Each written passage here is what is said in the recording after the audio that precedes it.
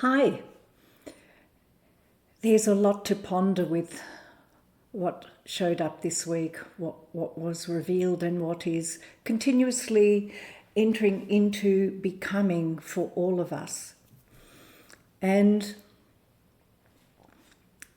this week, the energies that are around anyway are of an opening and a way of seeing anew, and the aspect of moving and connecting to vibrations, higher vibrations in oneself. And I'll draw best as I can the energies that were revealed, and one way or another, it was the theme that the whole week interfaced with. So what showed up was an energy being, as we all are, that had pretty much a life of feeling not wanting to be here, just not wanting to be here. And what showed up was this energy was an incredibly high vibration energy that had decided that the vibrations were so high that it would be appropriate to come into this world and dumb it down a bit. And I can remember Ram Dass talking about this servant who, with the master, in service to the master, came to a point where the master actually said to him, "You can join me as one. You can join with me as one." And the servant said, "Oh, no, I don't want that. I love the longing I feel when I'm close to you, because in becoming one, the longing will disappear and the unity arrives." Now, that unity actually is there all the time. This being was experiencing the non-desire to disappear into the unity of all, and therefore, in dumbing the wanting to come here, in dumbing the energy down, that way he'd be able to pull that back. But to pull that back, you've got to be in some pretty awful situations down here, one way or another, created by mind, by shutting off the spirit, because that's the last thing you want to know, because that's what you're trying to get away from in this scenario. So the aspect here was this energy was continuously desiring to come further down. But in the long run, it actually wanted very much to be in a space here that felt that good. So there was a real paradoxical, difficult situation there of how do we now realize that that is actually inside of us. So that followed on with somebody who, in the same circumstance, but this time, this too is a high energy being. And in this situation, it was these high states that were continuously being created through his experience in life. I hope you can see this. Was actually going through another vibrational shift. And when these vibrational shifts come, we become anew, and it's a whole new relationship is formed. And when a whole new relationship is formed, everything changes. How we relate to people, how we see people. There is this ability, when that's the case, to become more of the observer with an overview. And when that appears, everything appears anew. And how do we then address it? And the 2 sessions that followed pretty much showed what that was. Because again, this week, these high vibrational beings came. And the high vibration here, as with the other 2 already, they are in pain. It's painful. When you have a high vibration and you're in 3D dimensional land and you look out, that can throw a lot of judgments, a lot of not knowing how to resolve conflicts, being unclear how to move forward with it. But the mind tries to sort out what that is. And in 3D land, that is almost an impossible task, because the mind will always go but, and, next, all that sort of dialogue that goes around in circles and can never really complete itself. So what was pretty easy for them to do, quite frankly, being a high vibration, to go to that part that where that vibration lives. So if these people here are in that dilemma, when you go to the self that you are, rather than trying to work it out, to be in the self and to become the observer, to observe. And in the observing, and we can all do this, in the observing, in many circumstances, you can look what's going on in the world. And I spell that WHIRLED, world. We're world. And the calm's in the eye of the storm, the ability to be the observer. In the observing, you can look at it. And it doesn't need judgment as such. It's just sad. Because you can see there's pain down there. They're hurting themselves, let alone, depending on who is in relationship with them, are hurting in response to that. Because not everybody gets hurt by others. If they're in the observer position, they can just go, that's sad.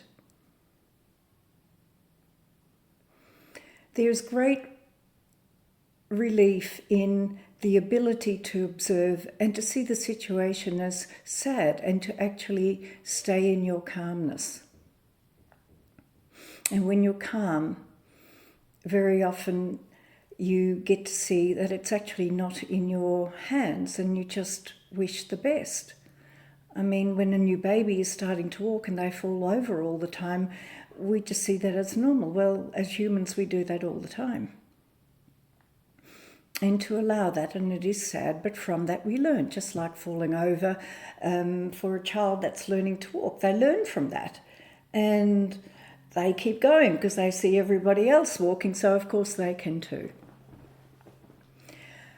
So this observer mode was a great blessing because they could go to their high vibration and their joy and go into celebration, recognize that it's sad, maybe even speak. It's sad that you see it this way, but not let it disturb the energies that one feels when interacting in your own world. Then someone came who, and there were a few of these following after, where what really needed to be done was seen where the blockages were, so that that energy could in fact come through. So you could go to that place that has the ability to observe. It's such a high energy, because when you observe, you realize it's just people making choices. It's actually out of nothing. These choices are made in reaction through mind and ego, but not necessarily in truth. And in the first case, it was really necessary to actually feel the anger, because this being didn't like to feel anger. It was annoyed that her energy would be disturbed to even feel angry.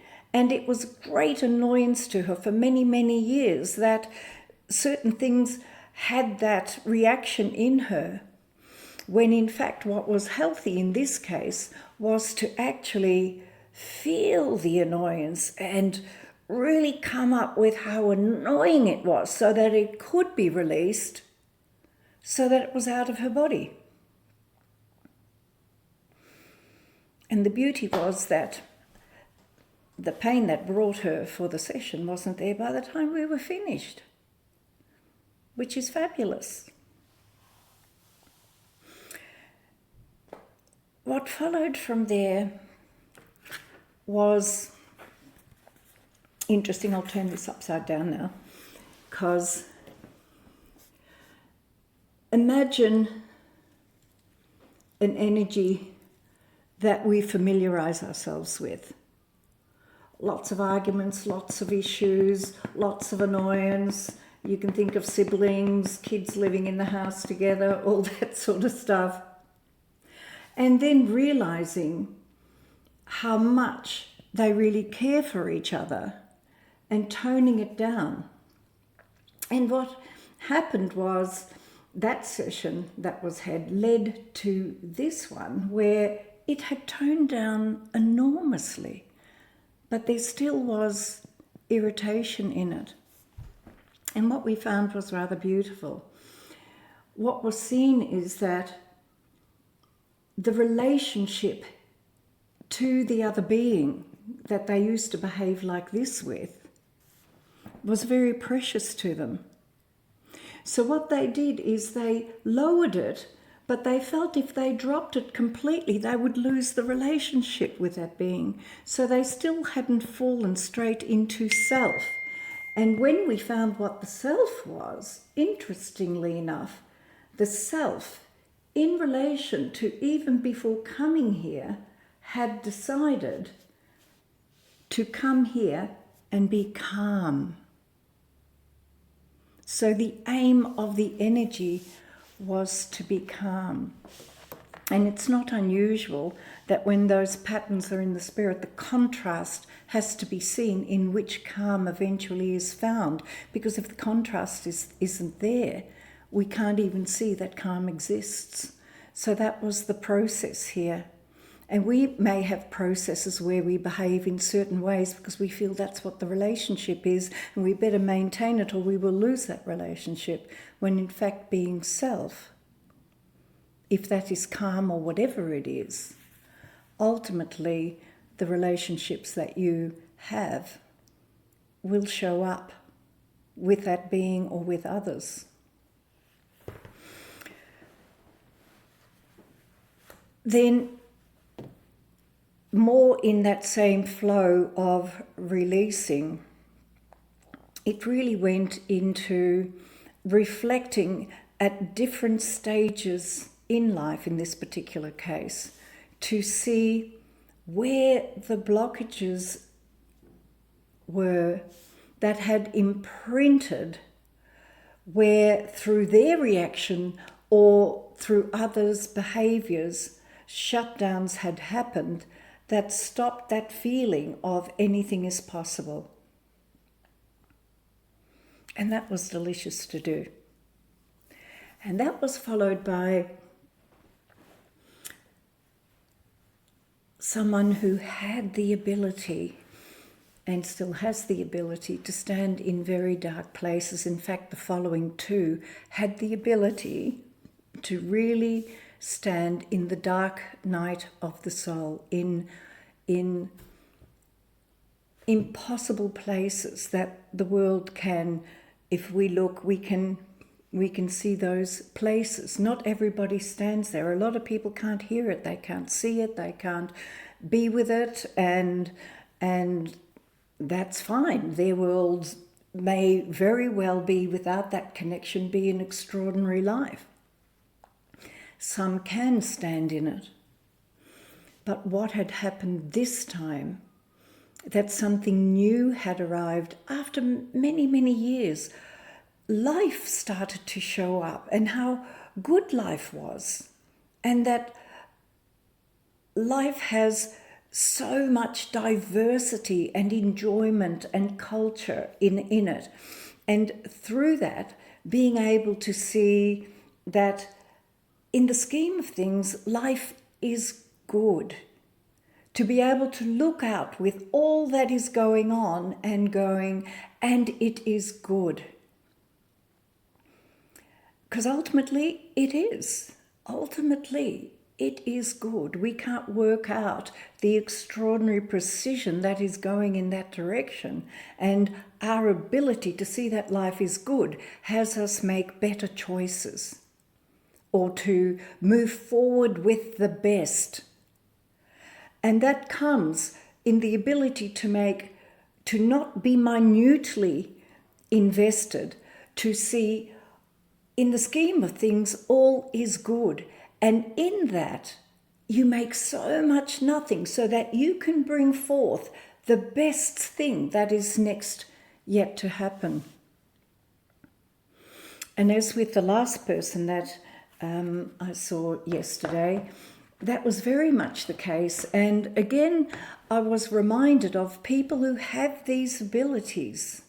As any gift that we have as an ability, we can't see it because we have it, which is an interesting process of the manifestation. When you have it, you don't need it. That's why when you truly feel inside the connection to something, only then can it really come into your life. So wording is very difficult to overcome if negativity is how the speech goes. The ability to make it nothing, like radical forgiveness over different stages in your life, which means radical forgiveness for yourself, radical forgiveness for everything in one moment, if you can do that. And the freedom of what is next is the creation of your life.